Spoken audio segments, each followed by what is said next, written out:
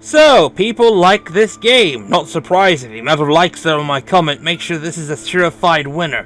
And I am very capable of actually continuing this because this will definitely count as my first Game Boy game for a while. / this is technically a good game.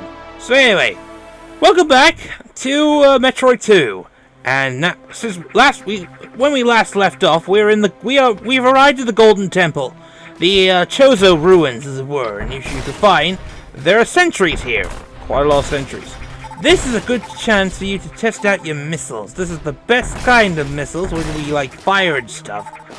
Point that is because, as you can find out, this is basically an area where items are resourced, and in particular, we found ourselves the Morph Ball bombs. Not particularly surprising, really, considering this is obviously the most if you see someone actually play Metroid 2 Remake, then you know that the Morph Ball always goes first. Also, missile tanks are increased by 5.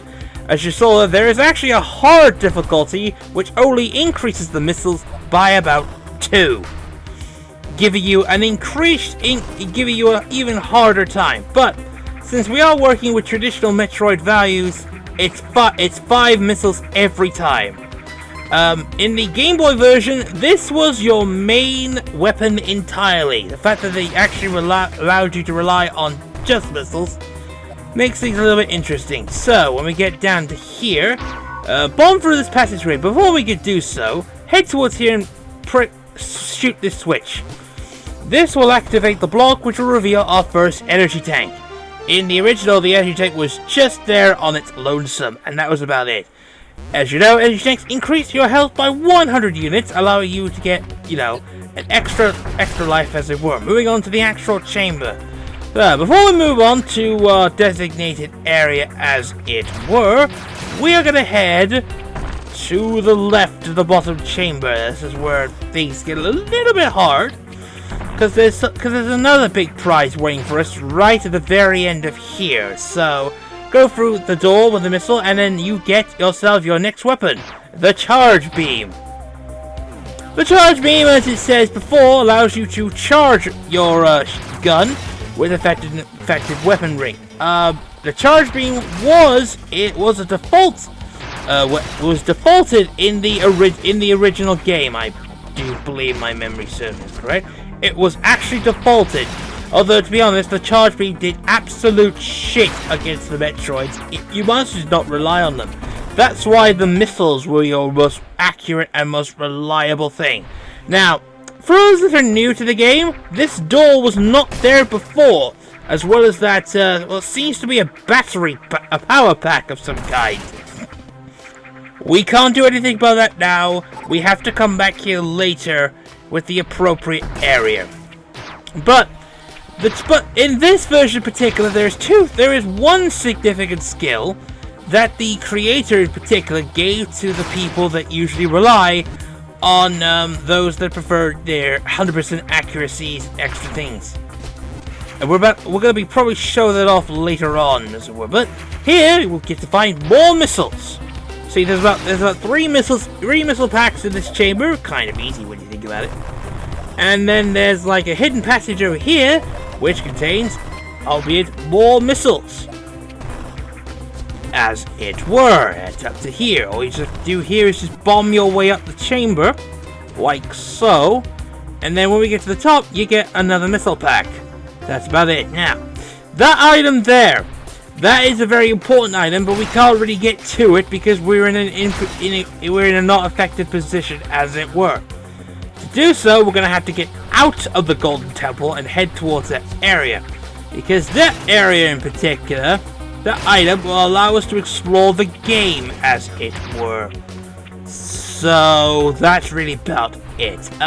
We can't go up there for the moment because we could. It's just literally, there's not much point. But, we're going to head out to the Golden Temple. See, there's another chamber right here. How effective, yeah? And look! There's a Metroid shell, which means a Metroid is nearby. How effective? I wonder, how could we get to that? How could we find the Metroid shell if it's not anywhere near it? Well, we can just go down here. Head down here, past the passageway, and we get our hands on the item that made its debut in this game, the Spider Ball. Although officially, in the canon-wise, it was Metroid Prime that first introduced the Spider Ball, and more effectively. Spider Ball basically just implies everything. It allows you to climb walls. Exactly what we need. It's very powerful, and it allows you to make huge tractions. There is literally no way of actually putting this, but we're gonna head now. We're gonna try and go up that wall where we're gonna go up to that passageway where the thing is, and we're gonna use the Spider Ball to go up the walls. Yeah, you can actually explore cave walls. This is actually a very powerful tool. Once we get to it, we'll be able to discover, as we get down to a little bit, a passageway of some sort. That is very also, look at the background. That background's very good. It's the sort of background you see in freaking Metroid, Zero Mission / Future. But anyway, this is where the Metroid resides. And basically, if you think it's a bit different, that last one was a little bit easier. Well, kind of was, but it takes about 6 missiles this time. You see, there is actually a lot more difficulty in terms of practice.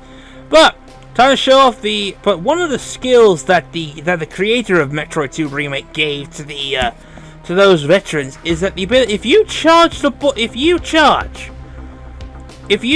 charge shot and then go to bomb state, you can charge out the bombs and do multiples.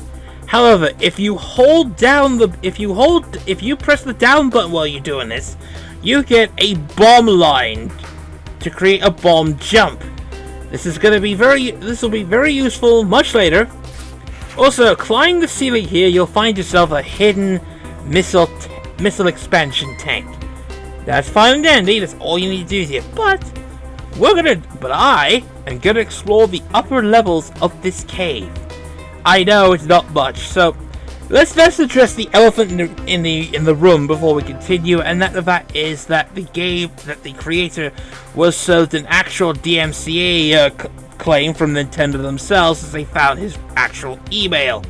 Yeah, game is no longer available to the public anywhere, and they've gone absolutely AWOL, and they went for a mass DMCA of the website Game Jolt. Not that it mattered, but for those that want to play this game, I'm not exactly going to tell you where, but there are copies out there on the internet escalating in the torrents. I'm not going to tell you where. To be perfectly honest, it is not my sort of thing, and I don't want to get into trouble. So you quite understand. Anyway, showing off the bomb jump, really important that we do, is that we can now head towards the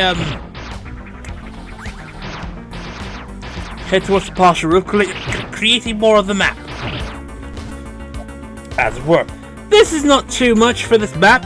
In the original game, they were being very specific.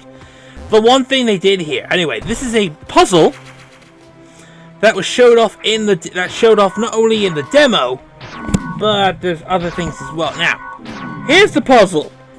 If all you have to do is press 3, 1, and 2. Or 1, 3, 2, and you'll activate the mechanism right at the beginning. But you gotta kind of do this quickly, otherwise you're not gonna be able to do it. So what it does is it moves the mechanism right there, and then it just basically you head towards that, and then you just go up there and claim the item. Also, more missiles here, but that's really about it. When we do eventually collect this energy tank, this will be the last item that we collect in the Golden Temple. Basically, we have robbed this temple blind. Essentially, we've robbed this plane. We just basically cleaned out this area. There is no more reason to come here. Well, apart from that mysterious battery pack, we can't really do anything about that later. So try this again. You could try wall jumping. That could work for you, but I think I prefer the bomb jump as well as the spider ball method. Kind of necessary, but I wanted to make sure I get the outside because we can't really do much about anything up here. It is just basically filling up the map at this point. Also, it pretty much shows you that the vast cave systems of SR388 are actually very impressive. just basically saying anyway. With nothing else to do, and we cleaned up the temple, and there are still Metroids to hunt. There are still Metroids to track down, so we're gonna need to restock our health. This bit's kind of hard coming up, but it kind of works out fine. Head down towards the bottom of the chamber, to a position that we haven't been to yet. So, next time on Metroid 2 Remake, let's go beyond here and discover where these missing Metroids are and kill them.